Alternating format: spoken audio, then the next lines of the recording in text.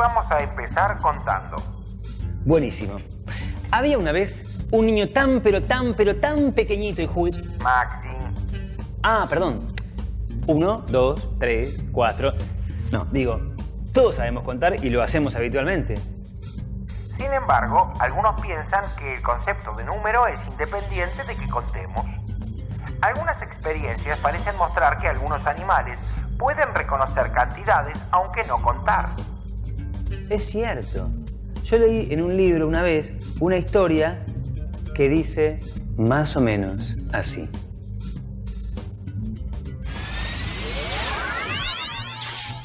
El dueño de un silo vacío y medio destruido quería eliminar a un cuervo que había hecho nido en la parte superior del silo abandonado.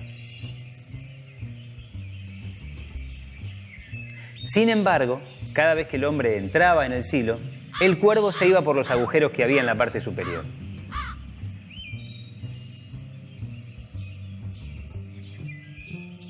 Se le ocurrió entonces engañar al cuervo. Y para eso entró con otro hombre.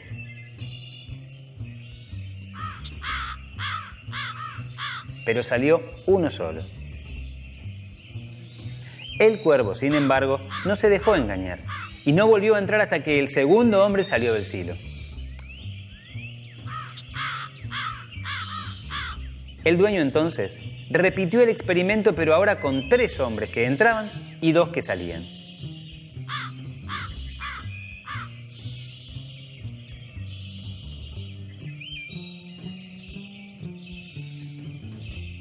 Y el cuervo no se dejaba engañar.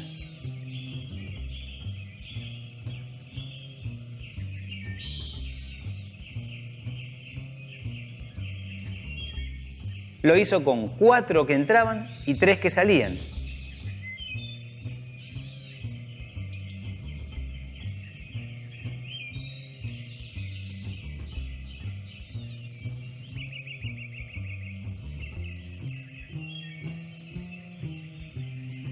Y el cuervo no entraba.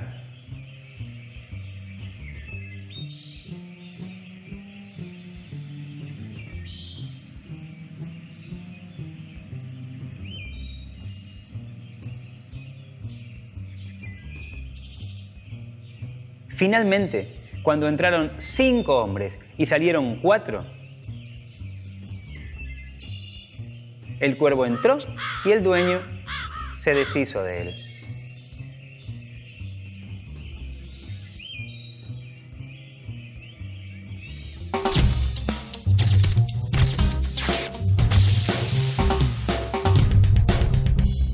Esta historia y otras experiencias parecidas mostrarían que algunos animales, si bien no cuentan, tienen idea de cantidades pequeñas. Digamos que hasta 4. Nosotros mismos podemos reconocer cantidades pequeñas sin contarlas. 3 o 4 objetos se pueden detectar sin contarlos, como los puntos de los dados. Sí, pero hasta donde sabemos, contar es una actividad que solamente hacemos los humanos. ¿Qué hacemos cuando contamos? Lo consulta el profesor. ¿Qué hacemos cuando contamos? Estaba atento. Te cuento.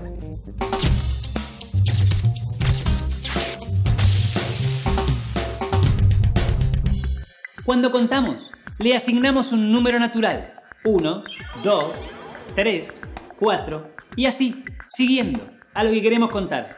Y el último número que asignamos es la cantidad de objetos que hay.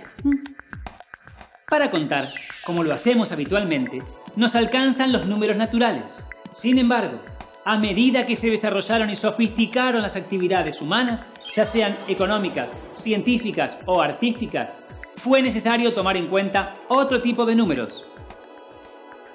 Enteros y racionales, por ejemplo. Pero hay un conjunto de números más amplio, que es del que hoy nos ocuparemos, y que incluye a todos los que mencionamos antes, los números reales.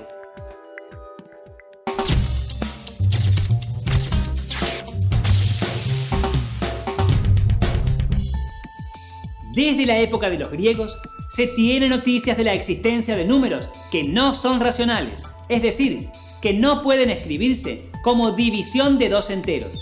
Justamente por eso se llamó a este tipo de números irracionales. Seguramente todos conocemos algunos. El más conocido, seguramente, es el gran amigo pi.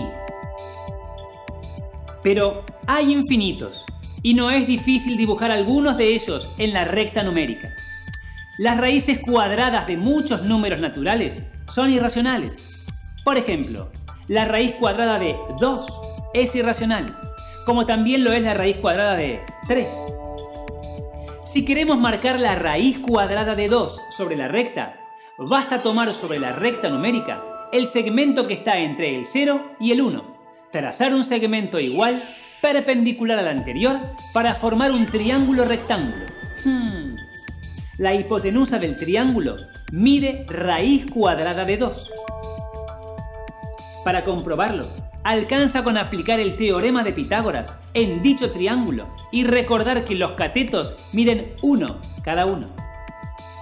Si luego trasladamos con un compás la hipotenusa sobre la recta con uno de los extremos sobre el 0, tendremos sobre la recta el punto que corresponde al número raíz cuadrada de 2. Podemos luego armar un triángulo rectángulo usando el segmento que mide raíz cuadrada de 2 que recién marcamos y uno perpendicular que mida 1. La hipotenusa de este triángulo mide raíz cuadrada de 3. Podemos trasladar el segmento sobre la recta real. Con este mismo método se puede marcar sobre la recta la raíz cuadrada de cualquier número natural.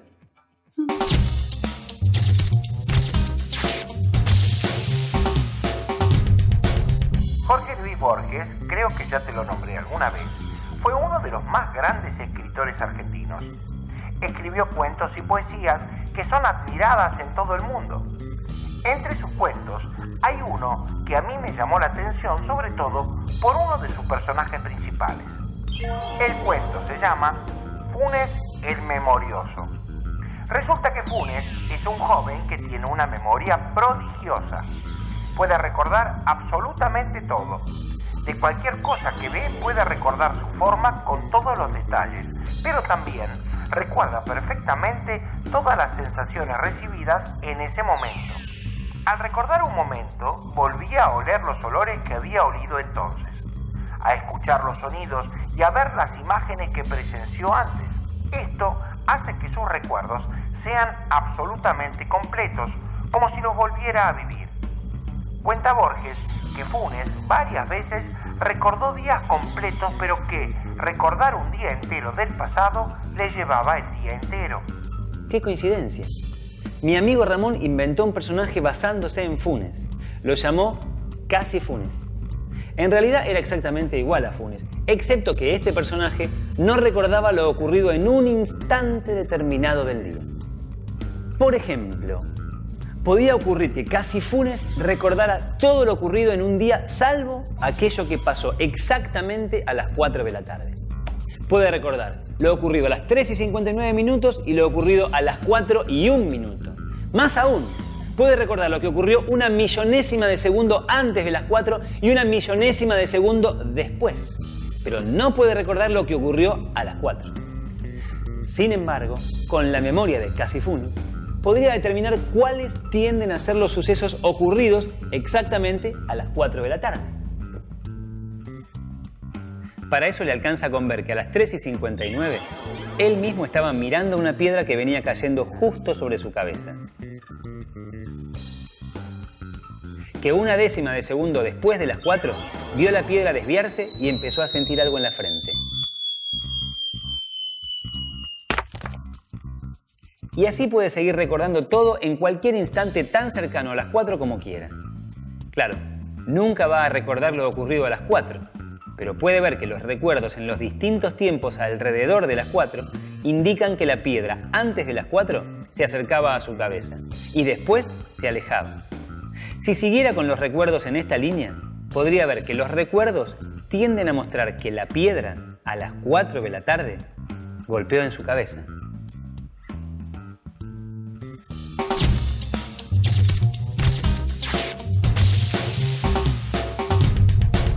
Muy buena historia.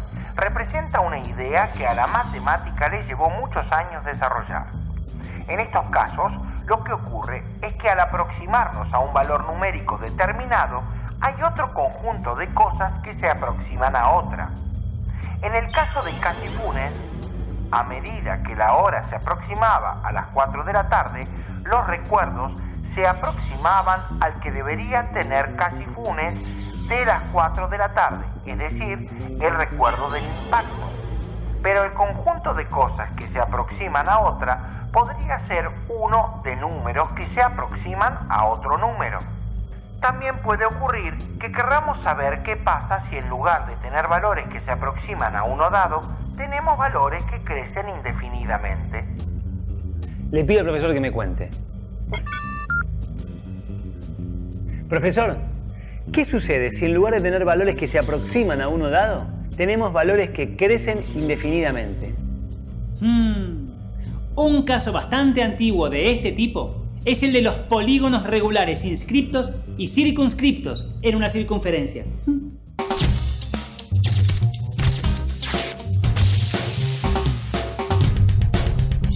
¿Qué ocurre si el número de lados de los polígonos crece y crece tanto como queramos? Claro, la figura a la que se va aproximando la sucesión de figuras es un círculo. El concepto matemático que está detrás de estos casos es el de límite. Este concepto aparece, junto con lo que hoy llamamos el cálculo, simultáneamente de la mano de Leibniz y de Newton, allá por el siglo XVII. Aunque el cálculo que hoy aprendemos es producto de la sistematización de las ideas de Newton y de Leibniz en el siglo XIX. Los matemáticos como nosotros usaban los números reales mucho antes de tener la definición precisa, es decir, antes de tener en claro qué eran. Nombres importantes en la sistematización del cálculo son los de Cauchy, Bolzano y también el de Dedekind en la definición del número real. Y ahora, continuemos el tema bajo el título Creciendo y decreciendo rápido.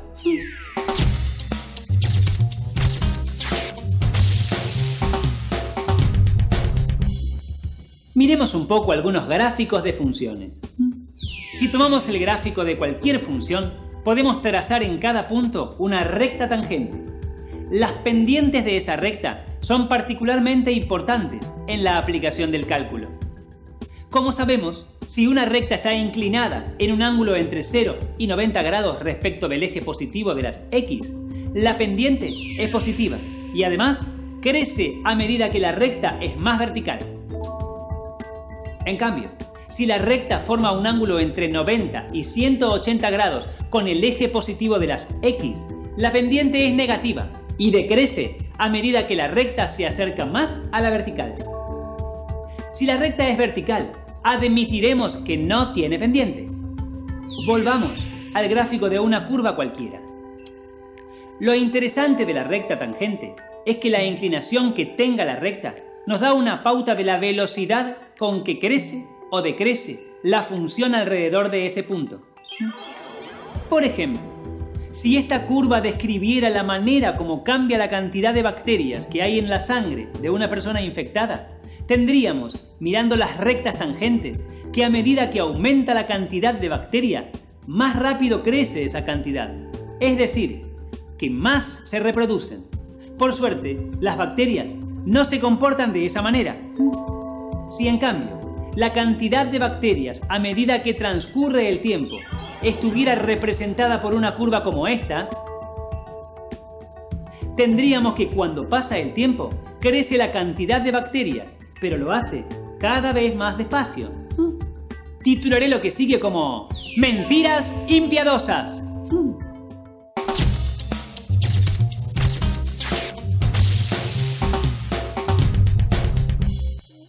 Alguna vez me contaron una historia de un ministro de Economía que en momentos de gran desocupación en nuestro país se animó a decir algo que, para quien no tuviera ningún conocimiento de cálculo, podría sonar positivo. Les voy a contar lo que me dijeron que dijo y después vemos si es o no algo positivo. Nuestro ministro de aquella época dijo que el gobierno estaba muy contento porque la tasa de crecimiento de la desocupación había empezado a descender. ¿Es positivo esto? Veámoslo en detalle. La desocupación en el tiempo se puede representar con un gráfico parecido a este. En cualquier país se desarrolla cierta actividad económica aún en los momentos de mayor crisis. Esto es así porque la gente tiene que seguir como mínimo comiendo, vistiéndose y viajando. Y para eso hace falta gente que haga las tareas indispensables. Por lo tanto, en cualquier situación en que se encuentre la economía de un país, habrá una cantidad máxima de gente desocupada, pues el resto hace falta para mantener en movimiento la economía. En el gráfico, la recta horizontal marca esa máxima cantidad de gente que puede estar desocupada en el país. Si trazamos las rectas tangentes a la curva, podemos ver que a medida que transcurre el tiempo, el crecimiento de la desocupación se va haciendo más lento, pero la desocupación no disminuye, sigue aumentando, porque cada vez se está más cerca del máximo que puede tolerar el país. Lo que dijo el ministro fue justamente eso, que la velocidad de crecimiento de la desocupación había disminuido. Pero eso significa solamente que se estaba llegando al máximo tolerable. Pero eso no es una noticia positiva, pues la gente en esas circunstancias sigue y seguirá sin conseguir trabajo. Una buena noticia sería que en el país se corra hacia abajo la recta horizontal, es decir, que crezca la actividad económica. El profesor presidente. Yo lo voto. Yo podría ser su asesor. No es mala idea. No es mala idea. Ya mismo empiezo a pensar en la campaña. Podríamos ser el partido matemático. A ver. El partido matemático. Me gusta. Concentrémonos, Maxi, que todavía no terminamos. Como dijo el profesor, las pendientes de las rectas tangentes al gráfico de una función nos dan datos importantes sobre la función. El concepto matemático que está detrás de esto es la derivada. La derivada tiene muchísimas aplicaciones prácticas. Hay una serie de problemas que se llaman problemas de optimización, que se resuelven empleando el concepto de derivada.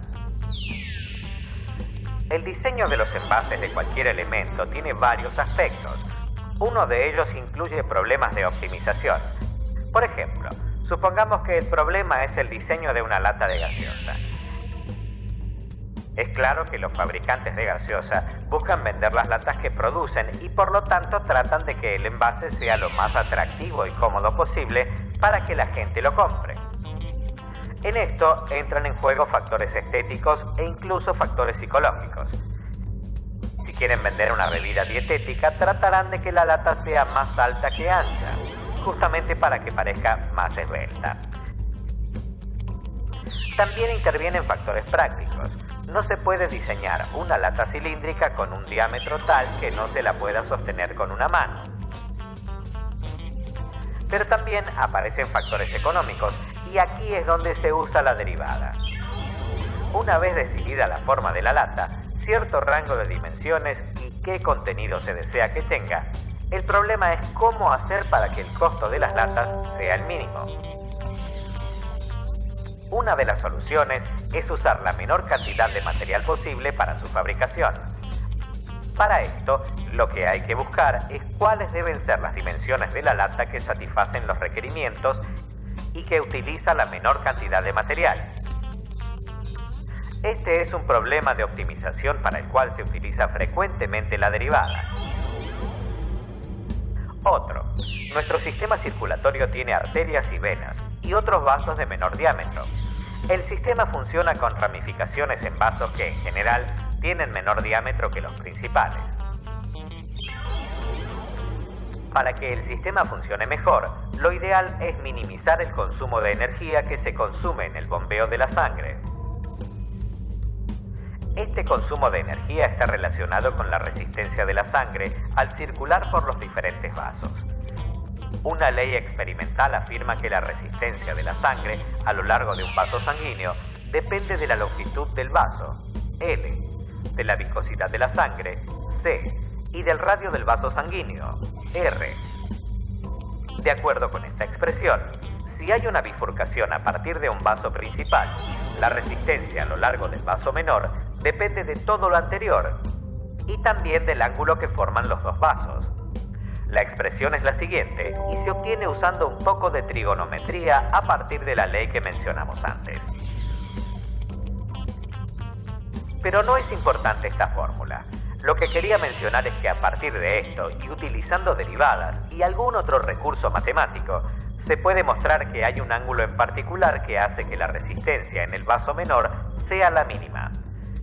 Ese ángulo depende de la relación entre los radios de los dos vasos. Este es otra aplicación de la derivada para resolver problemas de optimización. Creo que por hoy es suficiente, Maxi.